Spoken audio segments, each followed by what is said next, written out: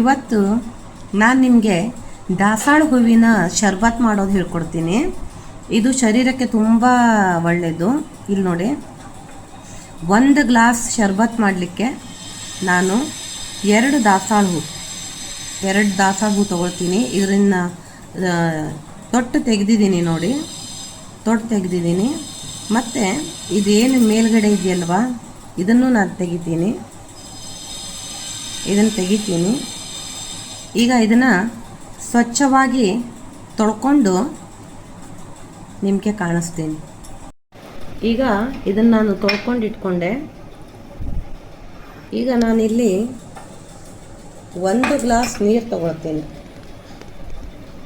ಇಲ್ಲಿ ನೋಡಿ, 1 ಗ್ಲಾಸ್ ನೀರು ತಗೊಂಡಿದ್ದೀನಿ.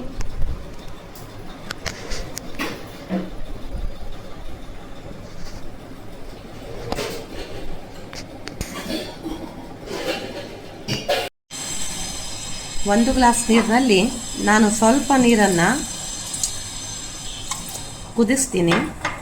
ಇಲ್ಲಿ ನೋಡಿ, ಸ್ವಲ್ಪ ನೀರನ್ನು ಕುದಿಸ್ಬಿಟ್ಟು ಕುದಿಯೋ ನೀರಿಗೆ ಈ ಹೂವನ್ನು ಹಾಕ್ತೀನಿ. ಬನ್ನಿ ಕಾಣಿಸ್ತೀನಿ. ಈಗ ನೋಡಿ, ನೀರು ಕುದೀತಾ ಇದೆ. ಇದಕ್ಕೆ ನಾನು ದಾಸಾಳ ಹೂಗಳನ್ನು ಹಾಕಿದ್ದೀನಿ. ಹಾಗೆ ಇಲ್ಲಿ ನೋಡಿ, ಇದು ಬಿಳಿ ಮುರುಗಲ ಹಣ್ಣು, 1 ಹಣ್ಣು ಹಾಕ್ತೀನಿ. ನೀವು ಇದಿದ್ರೆ ಇದನ್ನ ಹಾಕ್ಬೋದು, ಇಲ್ಲಾಂದರೆ ಕೆಂಪು ಮುರುಗಲ ಹಣ್ಣು ಬರುತ್ತೆ, ಅದನ್ನು ಬೇಕಾದ್ರೂ ಹಾಕ್ಬೋದು.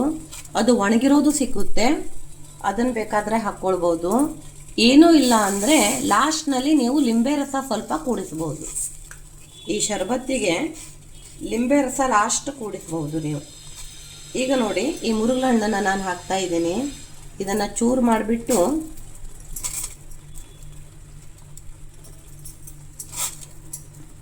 ಇದು ಬಿಳಿ ಮುರುಗಲು ತುಂಬ ಆರೋಗ್ಯಕ್ಕೆ ಒಳ್ಳೆಯದು, ಪಿತ್ತಕ್ಕೆಲ್ಲ ಒಳ್ಳೆಯದಂತ ಹೇಳ್ತಾರೆ.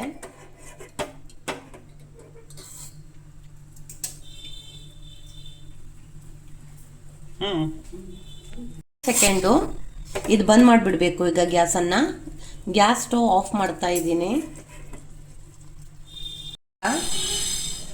ನಾನು ನೀರಿಗೆ ಸಕ್ಕರೆ ಹಾಕ್ತಾ ಇದ್ದೀನಿ. ನೀವು ಬೆಲ್ಲ ಬೇಕಿದ್ರೆ ಬೆಲ್ಲನೂ ಹಾಕ್ಕೊಳ್ಬೋದು. ಬೆಲ್ಲ ಒಳ್ಳೆಯದು ಅಂತ ಹೇಳೋರು ಬೆಲ್ಲ ಹಾಕ್ಕೊಳ್ಬೋದು. ನಾನಿಲ್ಲಿ 3 ಚಮಚ ಸಕ್ಕರೆ ಹಾಕಿದ್ದೇನೆ. ನೀವು ಕಡಿಮೆ ಬೇಕು ಅಂದರೆ 2 ಚಮಚ ಹಾಕ್ಕೊಳ್ಬೋದು. ಈಗ ನೋಡಿ, ಇದು ತಣ್ಣಗಾಗಿದೆ. ಇದನ್ನು ನಾನು ಸ್ವಲ್ಪ ಕಿವುಚ್ತೇನೆ. ಹೀಗೆ ಸ್ವಲ್ಪ ಕಿವುಚ್ಬಿಟ್ಟು, ಅಂದರೆ ಹುಳಿ ಅಂಶನೂ ಬಿಡುತ್ತೆ ಮತ್ತು ಹೂವಿನ ಬಣ್ಣನೂ ಬಿಡುತ್ತೆ. ದಾಸವಾಳ ಶೀತ ಪ್ರಕೃತಿಯವರಿಗೆ ಸ್ವಲ್ಪ ಥಂಡಿ ಆಗ್ಬೋದು, ನೋಡ್ಕೊಂಡು ಮಾಡ್ಕೊಳ್ಬೇಕು. ಇದೇ ರೀತಿ ಎಲ್ಲ ಹೂವಿನ ಶರ್ಬತ್ತು ಮಾಡ್ಬೋದು. ಕಲರು ನ್ಯಾಚುರಲ್ ಆಗಿರುತ್ತೆ ನೋಡಿ. ಈಗ ಇದನ್ನು ನಾನು ಹೀಗೆ ಮಾಡಿ, ಇಲ್ಲಿ ನೋಡಿ ಸಕ್ಕರೆ ಕರಡಿದೆ, ಇಲ್ಲಿ ಸಕ್ಕರೆ ಮೆಲ್ಟ್ ಆಗಿದೆ.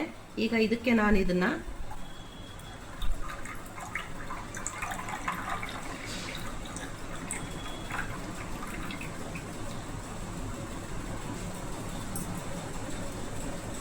ನೋಡಿ ಹಾಕಿದ್ದೇನೆ ನೋಡಿ. ಇದಕ್ಕೀಗ ಇದರಲ್ಲಿ ನ್ಯಾಚುರಲ್ ಬಣ್ಣ, ನ್ಯಾಚುರಲ್ ಹುಳಿ ಎಲ್ಲ ಇದೆ. ಮತ್ತು ಬಣ್ಣ ನೋಡಿ ಎಷ್ಟು ಚೆನ್ನಾಗಿ ಬಂದಿದೆ.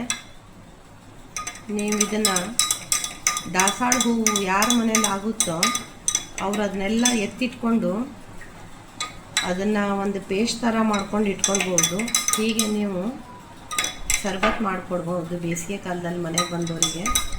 ಅಗದಿ ನೋಡೋಕ್ಕೂ ತುಂಬ ಚೆನ್ನಾಗಿದೆ, ಬಣ್ಣನೂ ತುಂಬ ಚೆನ್ನಾಗಿದೆ. ಮತ್ತು ಇದು ಔಷಧಯುಕ್ತ. ಆಯುರ್ವೇದದಲ್ಲಿ ಈ ದಾಸಾಳ ಹೂವು ಯೂಟ್ರಸ್ ಪ್ರಾಬ್ಲಮ್ಮಿಗೆ ಮತ್ತು ಬ್ಲೀಡಿಂಗು ಅವಕ್ಕೆಲ್ಲ ಔಷಧಿ ಅಂತ ಹೇಳ್ತಾರೆ. ಇದು ನ್ಯಾಚುರಲ್ ಆಗಿರೋ ಪಾನೀಯ ನೋಡಿ, ನೀವು ಮಾಡಿ ನೋಡಿ.